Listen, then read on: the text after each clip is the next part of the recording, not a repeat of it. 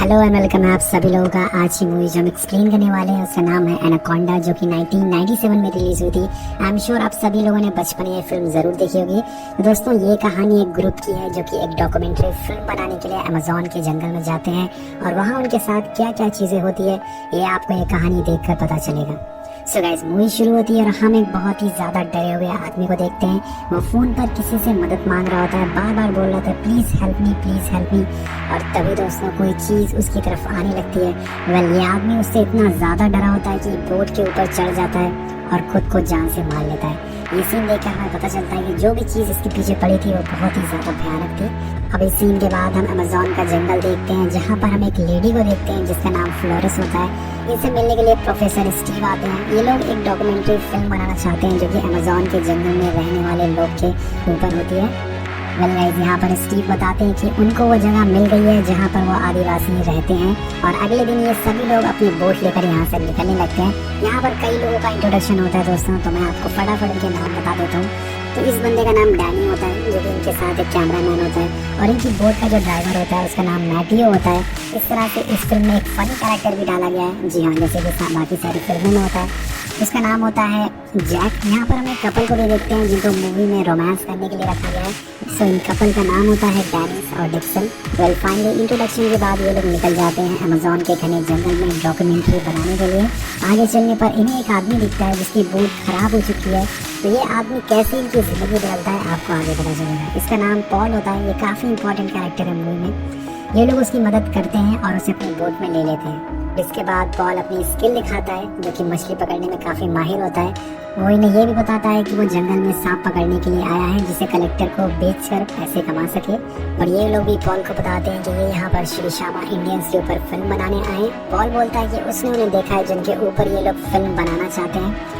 अब ये लोग उसकी बातें मान लेते हैं और निकल पड़ते हैं उसी रास्ते पर। अब हम देखते हैं कि रात में जब सभी लोग पार्टी कर रहे होते हैं तो हम पहली बार एनाकोंडा की झलक देखते हैं जो कि अपना पहला शिकार करता है और वो शिकार होता है लेपर्ड।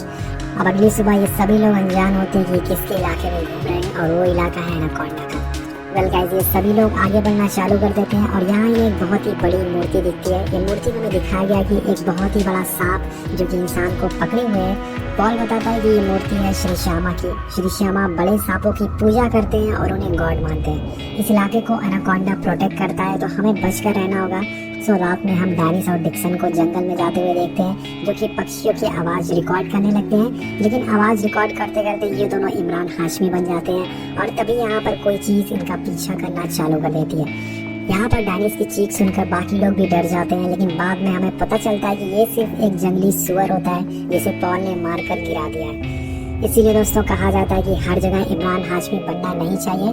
वेल, अगली सुबह ये सभी लोग फिर से अपनी मंजिल की तरफ निकल पड़ते हैं और तभी इनकी बोट की रस्सी नीचे किसी चीज़ में फंस जाती है। अब यहाँ पर स्टीव बोलता है कि वो नीचे जाएगा और चेक करेगा कि क्या प्रॉब्लम है। जब स्टीव पानी के अंदर जाकर रस्सी काटने लगता है तभी कोई चीज़ उस पर हमला कर देती है और वो सांस नहीं ले पाता है। जब बाकी लोग उसे ऊपर लेकर आते हैं तो देखते हैं कि उसके मुंह में एक कीड़ा चला गया है और ये एक जहरीला कीड़ा होता है जिसे निकालने के बाद भी वो सांस नहीं ले पा रहा था। पॉल अपनी स्किल दिखाता है। वो स्टीव के गले को काटता है और उसमें पाइप लगा देता है जिससे कि वो उस पाइप के जरिए सांस ले सके और यहाँ पर वो स्टीव की जान बचा लेता है। लेकिन अब उसे हॉस्पिटल ले जाना बहुत ही ज़्यादा ज़रूरी है, नहीं तो उसकी मौत हो जाएगी। जिस पर पॉल इन्हें बताता है कि इन लोगों को एक नया रास्ता चुनना होगा जिससे कि ये जल्दी हॉस्पिटल पहुंच पाए। यहाँ पर डैनी को पॉल पर थोड़ा शक होने लगता है कि कहीं वो इन लोगों से कुछ छुपा तो नहीं है। अब इनके पास कोई रास्ता भी नहीं होता है तो सभी लोगों को पॉल की बात माननी पड़ती है। सो ये फिर से आगे बढ़ना चालू कर देते हैं और इस बार इनके सामने एक और परेशानी आ जाती है। इनके रास्ते में एक बहुत ही बड़ा ब्रिज आ जाता है। तो यहाँ पर मैं आपको बता दूं कि ये ब्रिज बनाया गया था इस रास्ते को रोकने के लिए ताकि इससे आगे कोई बढ़ ना सके, क्योंकि ये इलाका एनाकोंडा का होता है। यहाँ पर इन लोगों से पॉल बोलता है कि उसे सिर्फ 10 मिनट का टाइम दे, वो इस पूरे ब्रिज को उड़ा सकता है। फ्लोरेस बोलती है कि ये ब्रिज किसी मकसद से बनाया गया होगा, हमें यहाँ पर रोकने के लिए बनाया गया होगा, इसे तुम उड़ा नहीं सकते। लेकिन यहाँ पर इनके पास कोई भी पॉल इनको अपनी बातों में उलझाने की कोशिश करता है कि अगर तुम्हें स्टीव को जल्दी हॉस्पिटल ले जाना है तो हमें इस रास्ते से जाना पड़ेगा। पॉल इस ब्रिज को उड़ा देता है, लेकिन जैसे ही वो इस ब्रिज को उड़ाता है उससे एक पेड़ टकरा जाता है और वो पेड़ इनकी बोट पर गिर जाता है जिससे कि उनका सारा फ्यूल पानी में चला जाता है। जब इनके पास सिर्फ एक ही फ्यूल का कैन बचता है। इतनी मुसीबत कम नहीं थी कि इनकी बोट पर बहुत सारे छोटे सांप भी आ जाते हैं। ये लोग किसी तरह से इन सांपों को भगा देते हैं अब और आगे बढ़ना चालू कर देते हैं। जिसके बाद ये एक और बोट दिखती है। अब पॉल बोलता है कि हमारे पास फ्यूल की कमी हो गई है, इसलिए हम उस बोट पर जाकर चेक करेंगे, अगर हमें फ्यूल मिल गया तो हम आगे आसानी से बढ़ सकेंगे। पॉल, डैनी और मैथ्यू ये तीनों लोग उस बोट पर चेक करने के लिए जाते हैं। हम इस बोट पर एक फोटो देखते हैं जिसमें होते हैं पॉल, मैथ्यू और वो आदमी जिससे कि मूवी की शुरुआत में देखा था। मतलब ये तीनों लोग यहाँ पर एनाकोंडा को पकड़ने के लिए आए थे। अब इस फोटो को पॉल निकाल देता है कि डैनी को सच पता ना चले। इन लोगों को यहाँ पर कोई फ्यूल नहीं मिलता, लेकिन कुछ हथियार मिल जाते हैं जिसे लेकर ये वापस जाने लगते हैं। लेकिन बीच में मैथ्यू पीछे रह जाता है और यहाँ पर उसे एनाकोंडा पकड़ लेता है। पहले तो वो उसकी हड्डियां तोड़ता है और फिर उसे खा जाता है। ये बहुत ही ज्यादा भयानक सीन है। अब थोड़ी देर होने के बाद मैथ्यू जब इनके पास नहीं आता तो डैनी उसे चेक करने के लिए जाता है और उसे वहाँ पर एनाकोंडा की खाल मिलती है जो कि साइज में बहुत ही ज्यादा बड़ी होती है। अब ये देखकर सभी लोग बहुत ज्यादा डर जाते हैं और यहाँ से निकलने की बात करने लगते हैं। लेकिन फ्लोरेस बोलती है कि वो लोग आज रात यहीं रुकेंगे ताकि मैथ्यू अगर जिंदा हो तो वो इनके पास वापस आ सके। सो गाइस, यहाँ पर अब रात में पॉल डिक्सन को अपने जाल में फंसाने की कोशिश करता है कि अगर वो लोग एनाकोंडा को जिंदा पकड़ेंगे तो उन्हें $1 मिलियन मिलेंगे। और डिक्सन उसकी बातों में आ जाता है। तो अगले दिन वो दोनों एनाकोंडा को पकड़ने के लिए जाल बिछाने लगते हैं। इस बात पर फ्लोरेस उसे मना करती है, लेकिन डिक्सन बोलता है कि वो लोग एक सांप को पकड़ते हुए अगर फिल्म बनाएंगे तो उन्हें और ज्यादा पैसे मिलेंगे। अब रात में ये दोनों पूरी तरह से तैयार होते हैं उसे पकड़ने के लिए। और यहाँ पर गाइस वो एनाकोंडा इनके जाल में फंस भी जाता है, लेकिन वो बहुत ही ज़्यादा ताकतवर होता है। वो जाल तोड़कर फ्लोरेस पर अटैक करने वाला होता है, लेकिन तभी यहाँ पर पॉल उसे एक बेहोशी का इंजेक्शन देता है। लेकिन यहाँ पर हम देखते हैं कि उस पर इसका कोई भी असर नहीं होता है और इसी बीच वो सांप डिक्सन को पकड़ लेता है। अब इन लोगों के सामने वो उसे मारना चालू कर देता है, उसकी हड्डियाँ तोड़ना चालू कर देता है, जिसके बाद वो डिक्सन को लेकर पानी में चला जाता है। अब इसके बाद डैनिस पॉल पर बहुत ही ज़्यादा गुस्सा होती है क्योंकि उसने उस सांप को इस बोट पर बुलाया था जिसने डिक्सन की जान ले ली। यहाँ पर पॉल अपना असली रूप दिखाता है, वो अपनी बंदूक निकालता है और सभी को अपनी बात मानने के लिए कहता है। अगर किसी ने उसकी बात नहीं मानी तो उसे मार देगा।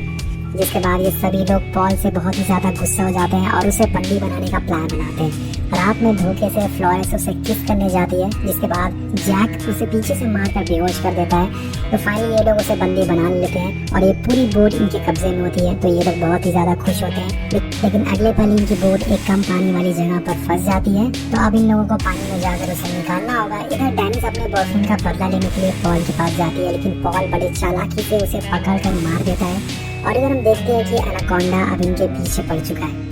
ये तीनों भागना चालू कर देते हैं, जिसमें फ्लोरेस और डैनी बोट पर चढ़ जाते हैं, लेकिन जो जैक होता है वो उस पर चढ़ नहीं पाता है और दूसरी साइड भागकर चला जाता है। वो भागकर एक झरने पर चढ़ जाता है, लेकिन एनाकोंडा उसका पीछा नहीं छोड़ता, वो अभी भी उसके पीछे पड़ा होता है। वो सोचता है कि वो झरने से कूदकर अपनी जान बचा लेगा, लेकिन जैसे ही वो वहाँ से कूदता है वो एनाकोंडा उसे पकड़ लेता है और खाना चालू कर देता है। इसी बीच एक बहुत ही बड़ा पेड़ उनकी बोट पर गिर जाता है और डैनी यहाँ पर फिर से पानी में गिर जाता है। वो एनाकोंडा डैनी को भी पकड़ लेता है, लेकिन यहाँ पर फ्लोरेस एक बहादुरी दिखाती है। वो अपनी बंदूक उठाती है और उसे कई गोली मारती है, जिससे कि वो एनाकोंडा डैनी को छोड़ देता है और पानी में वापस चला जाता है। तो यहाँ पर वो उसकी जान बचा लेती है।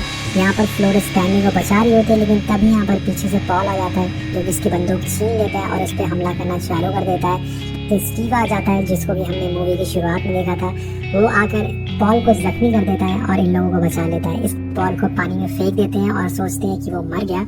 अब डैनी और कॉटेज आगे बढ़ना चालू कर देते हैं। अब डैनी और फ्लोरेस आगे बढ़ना चालू कर देते हैं और आगे बढ़ने पर इन्हें यहाँ पर एक पुराना कॉटेज मिलता है। तो ये लोग डिसाइड करते हैं कि वो यहाँ पर जाकर फ्यूल की तलाश करेंगे, क्योंकि इनके पास फ्यूल बहुत ही कम है। तो ये लोग उस कॉटेज में एंटर करते हैं, लेकिन तभी दोस्तों पीछे से आकर पॉल इन पर हमला कर देता है। जी हाँ, पॉल अभी भी जिंदा है, वो इतनी आसानी से कैसे मर सकता है। जब इन लोगों की आँख खुलती है तो ये लोग अपने आप को बंधा हुआ पाते हैं और पॉल इन पर बंदर का खून डालना चालू कर देता है, ताकि वो इनको शिकार बनाकर वो एनाकोंडा को पकड़ सके। सो फाइनली एनाकोंडा की एंट्री होती है और यहाँ इस सीन में हम एनाकोंडा को पूरी तरह से देख पाते हैं, जो कि हमने अभी तक मूवी में सही से नहीं देखा था।